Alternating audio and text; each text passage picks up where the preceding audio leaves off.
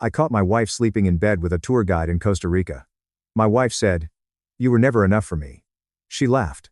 I smiled, canceled her flight home, and left her stranded. 6 months later, she saw me with her hot friend and went crazy. So, I, 34, had spent 7 years married to Sarah, 33, thinking we had a solid relationship. Met in college, did the whole dating dance, got hitched right after graduation. Classic story, right? We were that couple everyone pretended to be happy for but secretly wanted to punch in the face. Nice house, decent jobs, matching coffee mugs, the whole shebang. For the first few years, life was actually pretty decent. We did all the married couple crap, Netflix marathons, weekend trips to IKEA, arguing about whose turn it was to take out the trash.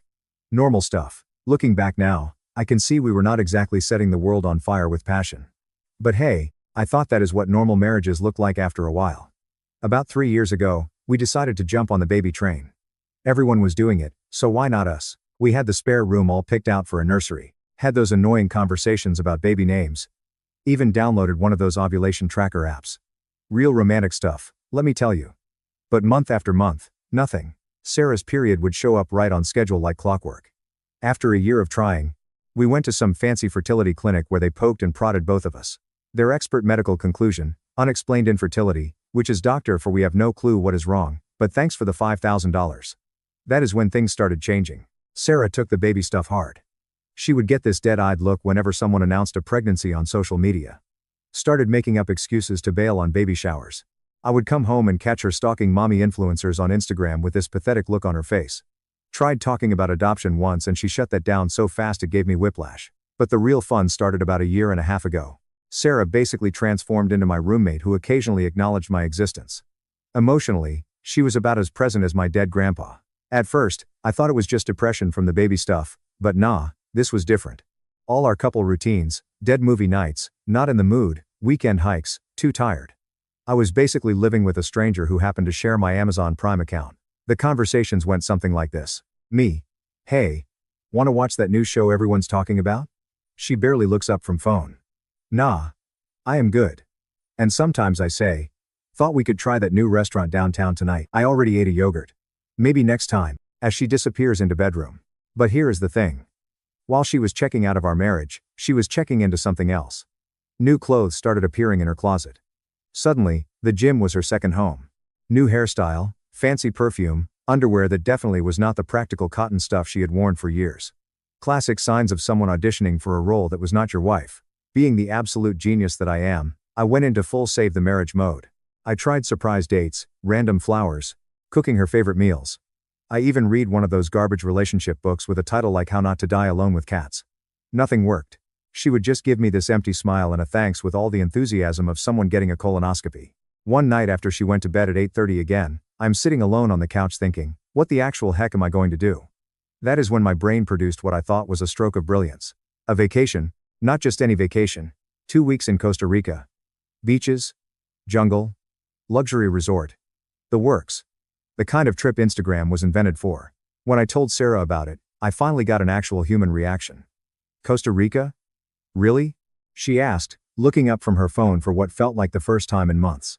Yeah, I said, feeling like I just discovered the cure for cancer. 2 weeks at that fancy resort from the travel show. Already booked it. She nodded, actually looking interested. That sounds really good, actually. For the next few weeks, Sarah almost seemed like a person again. She was looking up Costa Rica stuff, making packing lists, even talking to me about excursions we could do. I was mentally high-fiving myself. Problem solved. Marriage saved by beaches and overpriced cocktails. The trip started okay. Business class flights because I was still trying way too hard. Fancy resort with our own private villa, king-sized bed, private pool, all that bougie stuff. First couple days, Sarah seemed almost normal. Still not super affectionate, but at least acknowledging my existence with more than grunts. We did some beach time, had a few decent meals. I kept thinking, this is it. We are turning a corner. On day 3 of our Costa Rica Save the Marriage vacation, I had scheduled this private tour through some famous national park with all these waterfalls and wildlife. Figured we would do the whole reconnecting with nature and each other thing. What could go wrong? That is when the tour guide shows up at our hotel. And I swear the dude looked like he walked straight off a cologne ad. Tall, tanned, perfect smile, the whole package. Name was Miguel. Whatever. I am secure enough not to care. If anything, I felt bad for the guy having to deal with cranky tourists all day. Welcome, he says with this smooth accent. I will be your guide for the next week. We have many adventures planned. I am like, cool, man.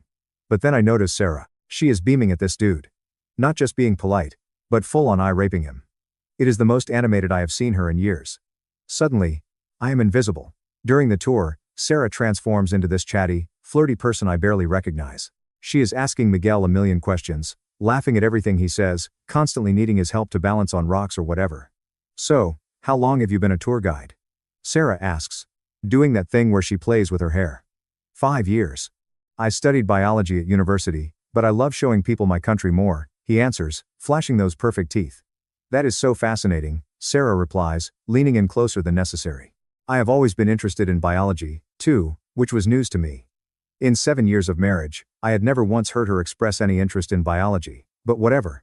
Meanwhile, I am just hiking along behind them like I am not even there. Could have been replaced with a cardboard cutout, and nobody would have noticed. I tried to jump in a few times, but they were too busy having their own private conversation. Later that night at dinner, I tried to talk to Sarah about the tour. That was pretty cool today, right? Saw some crazy birds. She barely looked up from her phone. Yeah, Miguel is great. He really knows the area. I just nodded and ate my food. I could sense something was up, but honestly, part of me did not even care anymore. I was tired of being the only one trying in this relationship. Over the next few days, the pattern continued. Sarah would be distant and bored with me, then transform into this giggly, touchy-feely person around Miguel. I started noticing she was freshening up before our tours. New makeup, different outfits, extra perfume. Classic. Beautiful view today, I would say at breakfast. Mumble, checking her phone. Want to try that couples massage the resort offers? I am actually pretty tired. Maybe just go to the beach instead. Then with Miguel. Oh, wow. What kind of bird is that? Can we go see those waterfalls you mentioned? Is that coffee plantation tour available tomorrow? By day 5, I literally stopped trying. Started doing my own thing. Went fishing, did some solo hikes, spent time at the resort bar talking to random tourists. Sarah did not even notice. She started going missing after our tours ended, claiming she wanted to check out the hotel shops or go for a walk on the beach alone. Sure, one afternoon, I came back early from a fishing trip I had gone on solo since Sarah was not feeling well that morning and found the hotel room empty. Her phone was on the charger, though, and it buzzed with a message. I am not usually the type to snoop, but I looked. A text from Miguel. Meet me at the usual spot. Cannot wait to see you. Well, if it is not the consequences of her own actions. Now, I am not going to lie. I was not entirely shocked because my guts were screaming at me through all this and even before. But seeing the texts, I just lost it. If there was an ounce of hope left in me to save this marriage, it evaporated in that moment. That night at dinner, I gave it one last shot. Everything okay with you? You seem not here. She barely looked up from her mojito. I am fine. Just relaxing. Is not that what vacation is for? I nodded. Yeah. Sure, I decided right then I was done being a chump. Next day, I told Sarah I was going on another fishing trip. Would be gone most of the day. She barely acknowledged me. Too busy texting, 3 guesses who. Instead of fishing, I waited about an hour, then headed back to the hotel. Took the long way around to avoid being spotted. Used my key card to quietly open the door.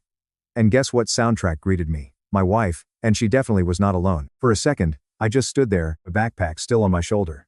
There is my wife of 7 years getting railed by Miguel the tour guide in our $500 a night villa on sheets I was paying for in a country I brought her to. I almost throw up. Neither of them noticed me at first. I was about to walk on them and punch both in the face and get arrested that night, but I just cleared my throat. Not dramatically, just a casual ahem. Sarah finally looked up, and here is the part that really sealed her fate. She did not look embarrassed or ashamed. She looked annoyed, like I was the four interrupting. What are you doing here? She asked, not even trying to cover up. I just raised an eyebrow. It is my room. Miguel at least had the decency to look uncomfortable, reaching for his pants. But Sarah, she just sat up, gave me this ice-cold look and said, "You were never enough for me, Jake. Not in bed, not as a husband, and definitely not as a potential father." My mind was nagging me to lose my temper. Yell, throw things, maybe get physical. But I swallowed these thoughts. Something inside me snapped into focus. Maybe it was the years of being ignored, the countless nights spent trying to fix something she had already given up on. Maybe it was just pure survival instinct. Either way, I was not going to fall apart in front of her. Not now. Instead, I just pulled out my phone and started recording. "What are you doing?" she demanded. I shrugged, making sure to get both their faces clearly on video. "Just documenting this epic vacation moment. Do not mind me. Keep going." Now she is scrambling for the sheets and Miguel is grabbing his clothes like the room is on fire. Turn that off, she yelled. Nah, I said, still filming calmly. This is going to be important later. Hey, Miguel, quick question. Do you do this with all your clients or just the desperate married ones? Miguel muttered something in Spanish and bolted for the door, still putting his shirt on. Once he was gone, Sarah switched tactics. The attitude disappeared, replaced with tears. Classic Jake, it is not what you think? I actually laughed. Really? You are going to go with it is not what you think? When I literally just caught you our tour guide after telling me I was not enough? That is the best you can come up with? It was just a mistake. I have been so unhappy. And save it. I cut her off, still recording everything. So unhappy you could not talk to me about it. So unhappy you had to sleep with the first exotic dude who gave you attention. She is crying now. Big dramatic sobs. Please. Jake. We can work through this. That is when I did something that probably surprised her. I put my phone away and started packing my stuff, just mine. What are you doing? She asked between fake sobs. Leaving? I said simply. You are leaving me here in Costa Rica? I zipped up my suitcase. Yep, but how am I supposed to get home? Not my problem. I shrugged. Oh, and just so we are clear, your flight home is cancelled. So is your credit card. You know the one where you are just an authorized user on my account and your cell service. Her face went from sad to shocked to furious in about 3 seconds flat. You cannot do that. Already did it this morning. Had a hunch I might need to make some I slung my backpack over my shoulder. Maybe Miguel can help you out. He seems really supportive. I do not have enough cash to not my problem. I said again. Should have thought about that before you decided to audition for the Costa Rican version of Cheaters.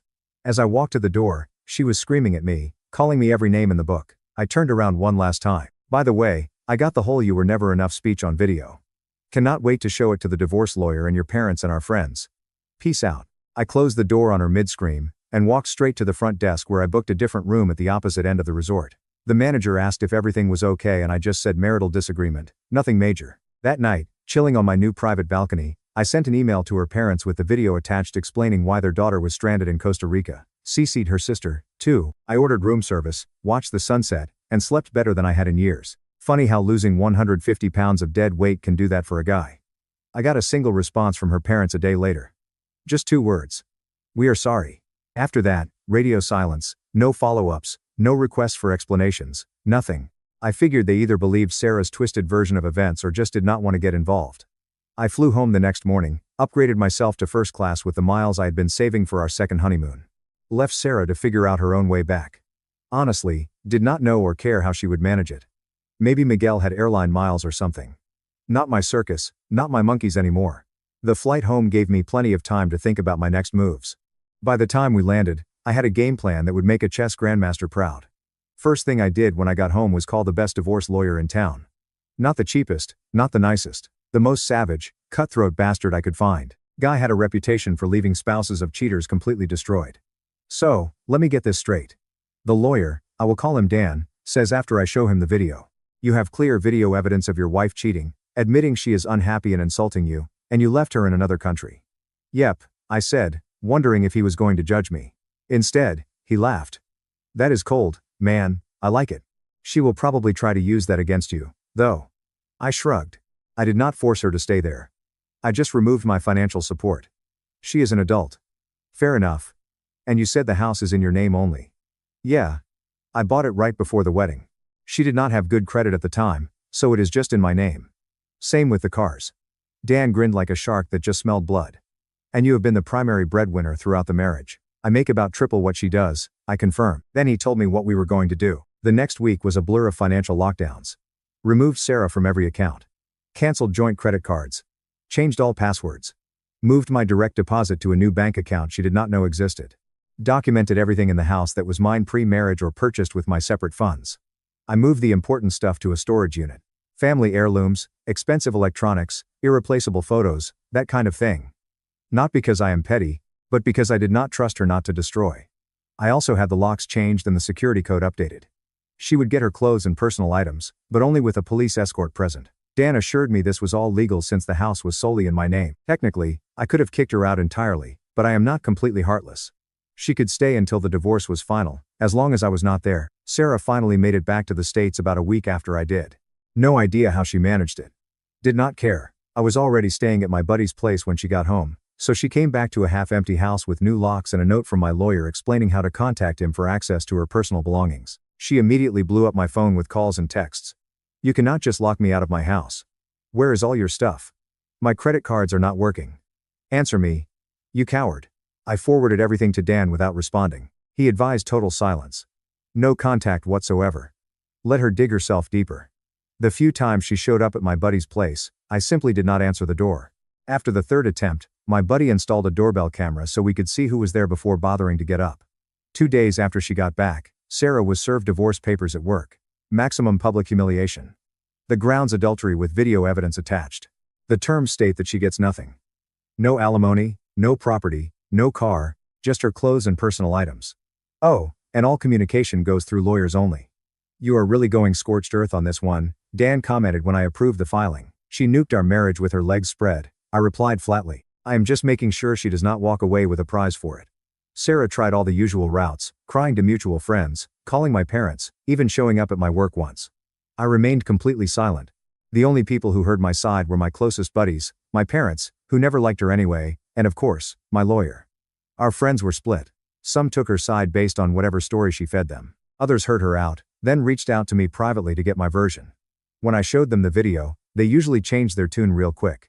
I did not even have to badmouth her. She did all the work herself with that "you were never enough" line. Golden. About 3 weeks after she got served, Sarah's lawyer reached out with a counter-proposal. She wanted half the house value, one of the cars, and a year of alimony to get back on her feet. Dan actually laughed out loud when he called to tell me. His response was to send them the complete video of her cheating, plus screenshots of all her texts, begging me to take her back, along with a detailed accounting of our finances, showing I paid for everything throughout the marriage. "Just reminding your client what a jury would see," his email said. They came back with a much lower request. We refused that, too. Dan's strategy was simple. Give her absolutely nothing except what she came into the marriage with. In Sarah's case, that was not much. "She is getting desperate," Dan told me during our weekly update. "Her lawyer knows they have no case with that video evidence. Just hold tight." Sure enough, about a month later, Sarah agreed to my terms. She walked away with her personal belongings, her own separate retirement account, which was tiny, and the debt from her personal credit cards. That is it. No house, no car, no support, nothing. The day the divorce was finalized, I sent her a single text. "Were Miguel's magic dick tricks worth it?" She responded with paragraphs of abuse. I did not even read them, just screenshotted for potential future restraining order needs and blocked her number. That night, my buddies took me out to celebrate my freedom. We hit up this new bar downtown, and for the first time in years, I actually felt lighter, like I could breathe again. It is weird how you do not notice the weight of a toxic relationship until it is gone. One of my friends asked if I was sad about wasting 7 years with Sarah. I thought about it for a minute. "Nah," I finally said, "not wasted. Educational. Now I know exactly what I do not want." The next few weeks were all about reclaiming my life. Got a new phone number, repainted the house in colors Sarah always hated.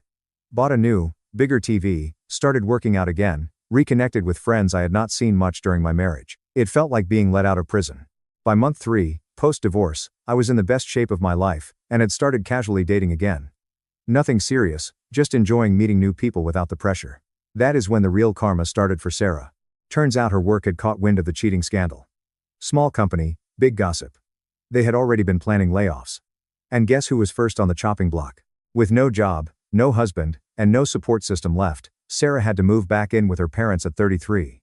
According to mutual friends, she was telling anyone who would listen that I had ruined her life. While there I was, freshly divorced at 34, living in my house that was now half empty, but 100% mine.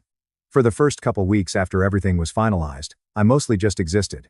Went to work, came home, ate whatever, slept, repeat. My buddies tried to get me to go out, but I was not feeling it, not because I was sad. Honestly, I felt great about ditching Sarah, but I just needed some time to decompress after all the legal drama. Then one day, Jade called me out of the blue. Jade was Sarah's friend from college, easily the hottest of her friend group. They had had some falling out a year or so ago that Sarah never really explained. I almost did not answer when I saw her name pop up, figuring she was calling to give me on Sarah's behalf. Turned out to be the exact opposite. Jade started the call by telling me she had heard what happened, then dropped a bomb on me. Apparently, she and Sarah had stopped being friends because Sarah had been talking about cheating on me way back then, over a year before the Costa Rica incident. Jade had told her it was wrong and Sarah had cut her off. According to Jade, Sarah had been checking out of our marriage for way longer than I realized. She just wanted me to know I did not do anything wrong. I sat there stunned for a minute. "So, The problems in our marriage were not about the fertility issues or me not trying hard enough or whatever other Sarah had been feeding me. She had just been looking for an exit ramp for years. Somehow, knowing that made me feel even better about how I had handled everything. She suggested we meet for coffee, which turned into dinner, which turned into drinks. I knew what she was trying to do and I went with it. Honestly, at that point, I lost faith in the whole marriage idea, so I let myself have fun and give that model a shot. Turned out Jade was not just hot, she was actually cool as hell, smart, funny, had her own successful business. We ended up talking for hours about everything except Sarah. When she laughed, it was genuine. When she asked questions, she actually listened to my answers. Basic that should not be impressive, but was a stark contrast to what I had been dealing with for years. Fast forward a couple weeks, and Jade and I were hanging out regularly. Nothing physical yet, just enjoying each other's company. But there was definitely some chemistry brewing. We kept it casual. Dinner, movies, hiking, or normal human activities, the kind of stuff Sarah had stopped doing with me years ago. At that time, I decided to treat myself to a new car. The old one had too many memories of Sarah in it. Too many road trips with her criticizing my driving or complaining about my music. I went with a black BMW M4. Totally cliché divorce guy purchase, I know. But I earned it. Paid cash, too, thanks to all the money I had saved not funding Sarah's shopping habits for 6 months. The day after I got the car, I invited Jade to go for a drive up the coast, maybe grab lunch somewhere nice. She was all for it. I picked her up wearing my best jeans and a new shirt, feeling better than I had in years. When she climbed into the passenger seat, she let out a low whistle and ran her hand over the leather interior. The appreciation in her eyes made me feel like royalty. We had an amazing day. Drove with the windows down, music up. Found this little oceanfront seafood place neither of us had been to before. Walked on the beach afterward. Simple stuff. But it felt good. Real. At one point, she grabbed my hand and it just felt natural. When I took her home that evening, she invited me in for a drink. One thing led to another, and let us just say we did not get much sleep that night. The next morning, we went for breakfast at this little cafe near her place. That is when I saw her. Sarah, standing frozen in the doorway of the cafe, staring at us like she had seen a ghost. For a second, nobody moved. Then Sarah's face transformed into this mask of pure rage. She stormed over to our table. I tensed up, ready for her to make a scene, but instead she just stood there glaring at Jade. The audacity, right? Like I was still her property or something. I did not stand up, did not raise my voice, just looked at her with what I hoped was the most bored expression possible and said, "Can we help you?" Sarah ignored me completely, focusing all her venom on Jade. Called her a backstabbing.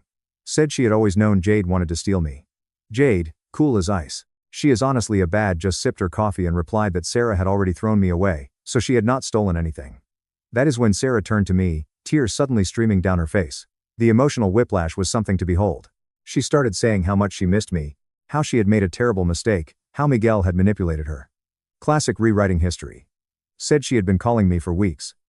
I just blocked her and wanted to talk about reconciliation. I just stared at her for a second, then looked at my watch, said something like, "Wow, it has taken you 4 whole months to decide you messed up. That is actually faster than I expected." Sarah's face crumpled. She started sobbing about how hard things had been for her. Lost her job, had to move in with her parents. None of her friends wanted to hang out anymore. Basically, her life was in shambles, and somehow that was supposed to be my problem. I shrugged and said, "Sounds rough, not sure what that has to do with us, though." Then she noticed my car keys on the table, asked if that was my new BMW outside. When I nodded, she lost it completely, started screaming about how I was spending our money on luxury cars and new girlfriends while she could barely afford groceries. That is when I corrected her. Not our money, my money. The same money that paid for your fancy organic groceries and yoga classes and girls' trips for years. The difference is now I am spending it on people who actually appreciate it. The cafe had gone completely silent. Everyone watching our little drama unfold. The manager was starting to head our way, probably ready to kick us all out. I decided to end things before it escalated further. Dropped cash on the table for our bill, took Jade's hand, and stood up, looking Sarah dead in the eyes. I delivered the final blow. You made your choice in Costa Rica. You do not get to change your mind just because your backup plan did not work out. Best of luck with your life, but it is not my problem anymore. Then Jade and I walked out, leaving Sarah standing there as the entire cafe stared at her. As we drove away, I glanced in the rearview mirror and saw Sarah watching my new car disappear, looking like her whole world had collapsed again. Jade squeezed my hand and said she was sorry I had to deal with that. I just shrugged and told her the truth. Seeing Sarah that day and feeling absolutely nothing was the final confirmation that I had made the right choice. The woman I thought I loved for 7 years had become a complete stranger to me. And I was totally fine with that. That night, Sarah blew up my phone with texts from new numbers since I had blocked her main one, telling me I was cruel, heartless, that I had never given her a chance to explain, that the real me would forgive her. I just kept blocking each new number without responding. Jade stayed over that night. As we were lying in bed, she asked if any part of me missed Sarah or our marriage. I thought about it for a minute, trying to be honest with myself. I miss who I thought she was, I finally said, but that person never actually existed. So, no, I do not miss the real her at all. Jade nodded, understanding in a way Sarah never had. At that time, I figured Sarah would finally get the message and would leave me the hell alone. But that lasted about a week before the next level of crazy kicked in. Apparently, when your own pathetic attempts at reconciliation fail, the next logical step is to send in the parents. I was just getting home from work one evening when I spotted an unfamiliar car in my driveway. At first, I thought maybe it was one of my neighbors having guests over and they parked in the wrong spot. But as I pulled up closer, I recognized Sarah's dad sitting behind the wheel with her mom in the passenger seat. For context, I had always gotten along pretty well with her parents during our marriage. Her dad, Bob, was a chill guy, and we would always had decent conversations. Her mom, Karen, was more high-strung, but generally nice enough. They lived about 3 hours away, so we did not see them super often, but holidays and occasional visits had always been fine. Mind you, when I emailed them that video from Costa Rica explaining why their daughter was stranded in another country, I never got any response. I thought maybe they were in shock, maybe they did not believe it, or maybe they were just processing. Either way, I had not heard a peep from them throughout the entire divorce process, which made their sudden appearance on my doorstep pretty surprising. I briefly considered just driving past my own house and coming back later, but honestly, I was too tired for that. So, I parked, grabbed my gym bag from the trunk, and walked toward my front door like I did not see them. Obviously, they spotted me and got out of their car. Here we go. Bob approached first, looking uncomfortable as hell. Karen was right behind him. Bob started with some awkward small talk about the weather and my new car, clearly stalling. I just stood there, keys in hand, waiting for them to get to the point. Finally, Karen could not take it anymore and jumped in. She started by saying they were worried about Sarah, that she was not doing well, that she had made a terrible mistake and regretted it deeply. I just nodded, face completely neutral. Then came the real purpose of their visit. They wanted me to consider giving Sarah another chance. Karen went on about forgiveness and how everyone deserves a second chance, and how marriage is about working through hard times. I let her finish her whole speech before responding. Then I looked Karen straight in the eyes and asked, "Did you watch the video I sent you months ago?" Karen glanced at Bob, then looked at the ground. "We could not bring ourselves to open it. Sarah told us you were just trying to hurt her. That whatever was in that video was taken out of context." I actually laughed at that. Out of context? Your daughter our tour guide in our vacation bed and telling me to my face that I was never enough for her. What context would make that okay? Bob winced at my bluntness. Karen's face went pale. I continued, still completely calm, explaining that this was not just a one-time mistake. Told them about Jade's revelation that Sarah had been planning to cheat for over a year. Told them about finding the texts, about how Sarah had emotionally checked out of our marriage long before Costa Rica. That brought back memories I tried to erase. By the time I finished, both of them were just standing there silently. Bob finally spoke up, saying he had no idea that Sarah had told them I abandoned her during vacation after a small fight, then refused to let her come home. Completely rewrote the story to make herself the victim. Classic Sarah move. I was not surprised. Told them I did not blame them for believing their daughter, but the truth was much uglier. Karen asked if they could see the video now, just to confirm what I was saying. I hesitated, then decided. Sarah had tried to destroy my reputation with her lies, so I pulled out my phone and played it for them. Watching your ex-in-laws see video evidence of their daughter cheating and being cruel is a weird experience. Not going to lie. Bob could not even finish watching it, just turned away and stared at the ground. Karen watched the whole thing, her face getting harder with each second. When it was over, Karen handed back my phone and simply said, "I am so sorry, Jake." No excuses, no defense of Sarah, just a genuine apology. Bob nodded in agreement, looking like he had aged 10 years in 5 minutes. I told them it was not their fault, that Sarah was an adult who made her own choices, that I had moved on and was happier now. They said they understood and would not bother me again. As they were leaving, Karen turned back and asked one last question. Was I happy with Jade?